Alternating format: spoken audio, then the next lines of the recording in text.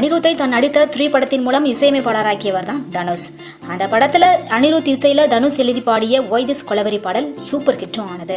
தன்னுடைய முதல் படத்திலேயே அனைவராலும் பேசப்படும் இசையமைப்பாளரானாங்க அனிருத்.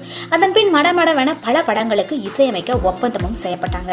குறிப்பாக தனுஷ் நடித்த மாரி, வேலையில்லா பட்டதாரி, தங்கமகன் போன்ற படங்களுக்கு இசையமைத்த அனிருத் அதன் பிறகு தனுஷ் நடிக்கும் எந்த படத்திலும் இசையமைக்கவில்லை. இதனால் அனிருத்துக்கும் தனுஷுக்கும் இடையே பிரச்சனை, அதனால் தான் இசையமைக்கவில்லை என்று செய்திகள் வெளிவந்தன. இதை பற்றி தற்பொழுது பேட்டி ஒன்றில் கேட்கப்பட்ட கேள்விக்கு அனிருத் கூறியதாவது: நான் பலரிடம் சான்ஸ் கேட்டு வந்தேன். அப்பொழுது யாருக்குமே என் திறமை மீது நம்பிக்கை இல்லை. என் திறமை மீது நம்பிக்கை வைத்து 3 படத்தில் என்னை இசையமைப்பாளராக்கியவர் தனுஷ் தான். தொடர்ச்சியாக ஒருவருடனேயே அடுத்தடுத்து பணியாற்றினால் அது ரசிகர்களுக்கு சுவாரஸ்யமாக இருக்காது. அதனால் ஒரு சிறிய இடைவெளி கொடுத்து மீண்டும் நாங்கள் இணைந்து செயல்பட முடிவு செய்துள்ளோம். மற்றபடி எந்த பிரச்சனையும் எங்களுக்குள் கிடையாது என்று தெரிவித்திருக்கிறார் அனிருத். ஆக வெகு விரைவில் தனுஷ் அனிருத் கூட்டணி இணையும் என்று இதன் மூலம் நம்பப்படுகிறது. மேலும் இதேபோல் சினிமா செய்திகளை உடனுக்குடன் தெரிந்து கொள்ள தமிழ் சினி சிப்ஸ் சேனலை சப்ஸ்கிரைப் செய்யுங்கள். நன்றி.